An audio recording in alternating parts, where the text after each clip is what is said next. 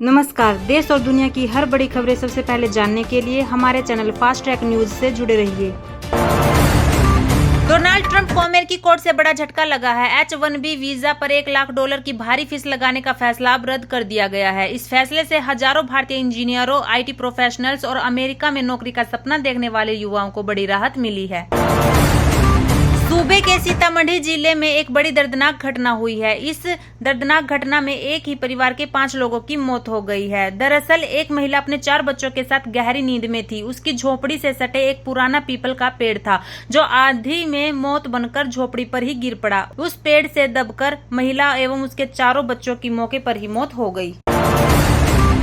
Uttar Pradesh police constable भर्ती परीक्षा कल से शुरू हो गई है। 32,679 पदों के लिए करीब 29 लाख अभ्यर्थी होने से भर्ती को लेकर जबरदस्त प्रतिस्पर्धा देखने को मिल रही है। 8, 9 और 10 जून को प्रदेश के 75 जिलों में ये परीक्षा हो रही है। इस बार सुरक्षा व्यवस्था को हाई टेक बनाते हुए AI सॉफ्टवेयर का इस्तेमाल किया जा रहा है। अगर किसी भी सेंटर पर निगरानी के दौरान कोई संदिग्ध गतिविधि या गड़बड़ी होती है तो AI सॉफ्टवेयर तुरंत भर्ती बोर्ड के मुख्य कंट्रोल रूम्स में वार्निंग अलार्म बजा देगा, जिससे तुरंत एक्शन लिया जा सके। बिहार के सुपौल से एक बड़ी खबर सामने आई है। यहाँ जिले के सरायगढ़ स्थित बनेनिया घाट पर कोसी नदी में एक नाव दुर्घटना का मामला सामने आया है, जिससे घाट पर अफरा तफरी का माहौल बन गया। प्राप्त जानकारी के अनुसार नाव में सवार करीब 20 से 25 लोग नदी पार कर खेतों में काम करने जा रहे थे। इसी दौरान क्षमता से अधिक यात्रियों के सवार होने के कारण नाव असंतुलित हो गई और दुर्घटनाग्रस्त होकर डूब गई। योगी सरकार में यूपी पुलिस का सबसे तेज एक्शन। अमरोहा में 8 साल की मासूम बच्ची से रेप के आरोपी फरमान के घर पर महज 4 घंटे के अंदर बुलडोजर चला दिया गया। आरोपी की तलाश में पुलिस की टीमें छापेमारी कर रही है। बाबा की सरकार में अपराधियों का बच पाना नामुमकिन है।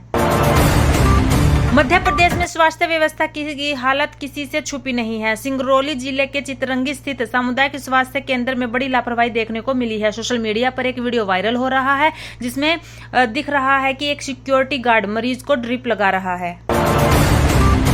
प्रधानमंत्री नरेंद्र मोदी एक नया इतिहास रचते हुए देश के पहले प्रधानमंत्री पंडित जवाहरलाल नेहरू का सबसे लंबे समय तक सत्ता में रहने का रिकॉर्ड तोड़ देंगे।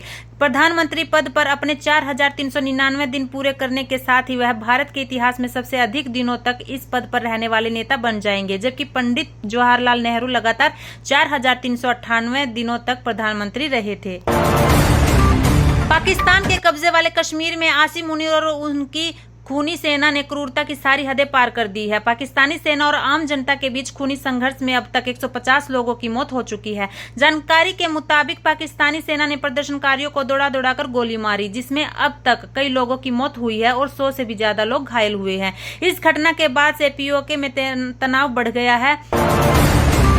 अमेरिकी सेना ने स्वीकार किया है कि उसने भारतीय चालक दल वाले एक तेल टैंकर पर हमला किया है। उसने कहा है कि इस टैंकर ने उसकी नाकाबंदी तोड़ने की कोशिश की थी। इसके जवाब में एक F-18 सुपर हॉर्नेट विमान ने ओमान के करीब मेडागास्कर के ध्वज वाले तेल टैंकर MT मैरीवेक्स पर हमला किया। हालांकि जहाज से मिले आपातकालीन संदेश के बाद उस पर सवार सभी 24 भारतीय चालक दल को बचा लिया गया है। दावा किया जा रहा है कि हमले के वक्त यह जहाज खाली था और मस्कट के दक्षिण में लंगर डाले हुए था। मध्य प्रदेश में एक चौंकाने वाली घटना ने चिंता बढ़ा दी है। रिपोर्टों के अनुसार एक गर्भवती महिला को वितरित किए गए आंगनवाड़ी पोषण आहार के पैकेट के अंदर एक मृत सांप मिला। इस घटना के सामने आने के बाद प्रशासन ने मामले की जांच शुरू कर दी है।